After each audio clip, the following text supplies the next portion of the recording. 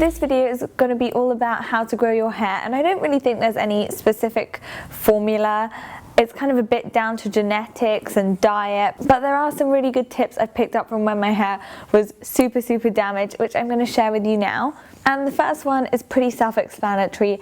It's getting a haircut, which I know is so hard. I think I used to get my hair cut like twice a year or something. It was insane. I never used to want to go to the hairdresser because every time I went, she'd like chop off half my hair, and it took me so long to grow it that length in the first place. But what I didn't really understand was that the more you kind of leave your hair to grow, you think it's growing, but the damage, like the split ends, is just kind of increasingly going up your hair and making everything break off and just become much more brittle. I'm now quite religious with my haircuts. I kind of mark it down in my diary every 8 weeks. I'm like, this week I need to get a haircut, and I will go and just say cut off what needs to be cut, which is usually about that much, but your hair actually ends up growing much quicker when you have regular cuts as well. So the next thing is to hydrate, nourish and protect. And for hydrating, you have the usual masks. This is the Ojon Rare Blend Deep Conditioning Treatment, and this is the Philip King's the Elasticizer, both of which are my favorites and both of which I've mentioned in my hair care routine. So if you fancy seeing a bit more about those, I will link that below.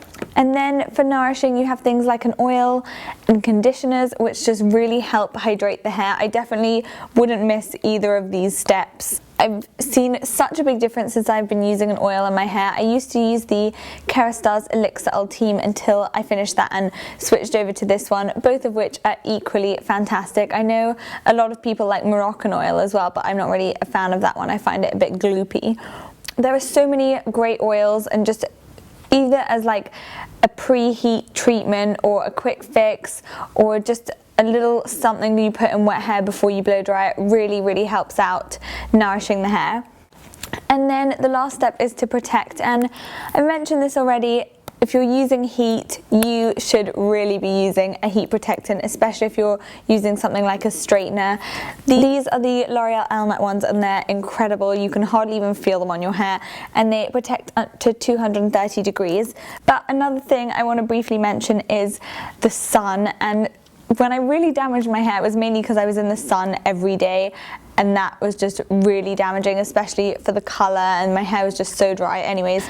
Basically, you want to protect your hair when you're in the sun as well, and for that I have these leave-in sun sprays. This one's from Phyto and this one is from Kerastase, and it has a little kind of golden shimmer in it, which is quite nice.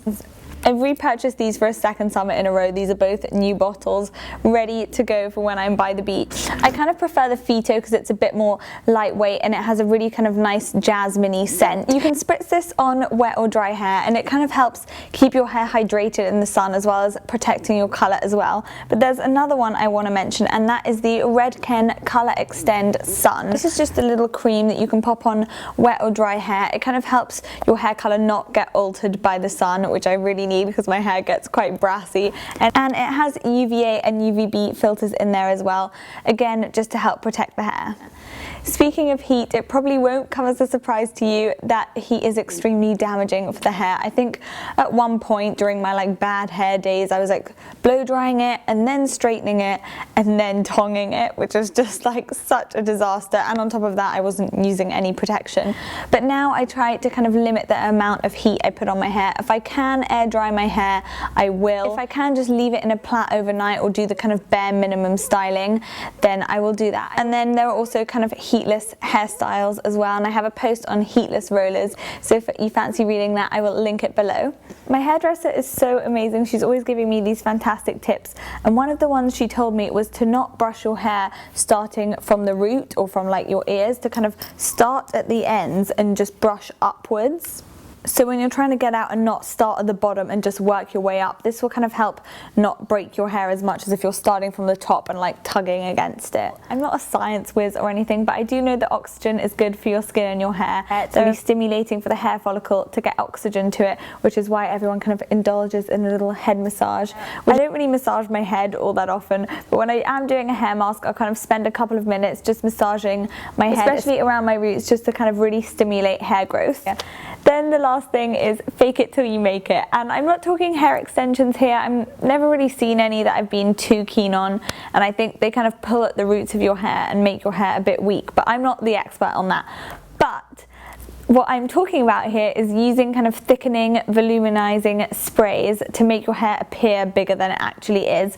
And for that I love the Aribe Dry Texturizing Spray, which I'm just going to use now. You just kind of spritz it in your hair and it gives you an instant like poofy boost. Another product I love is the Bumble and Bumble Thickening Mousse, and they also do a kind of thickening shampoo and conditioner and spray, which I actually bought from my friend and she really likes it. And there's also a hair growth hair mask, which I haven't actually tried, but that is from Lee Stafford and that is next on my list. Obviously, like anything on your body, whatever you're putting in comes across on the outside. Bearing that in mind, it's definitely important to get all your nutrients and all that jazz in, but something I found that I've been taking recently that has helped is taking zinc.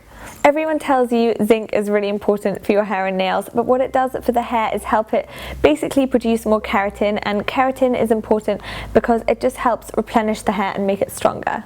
These are the ones by Solga, and I take 30 milligrams a day, which is just one capsule. But apart from that, sticking to a healthy, balanced diet, like with everything, but I definitely need to practice what I preach on that one, because yeah, but these have definitely helped. That's all my tips for growing your hair. I hope you found this helpful. If you have any questions, feel free to tweet me and I will see you soon. But over 6 months is where I really saw a difference. This totally brought my hair back to life. I don't think my hair would have even like survived that horrible period if it wasn't for this.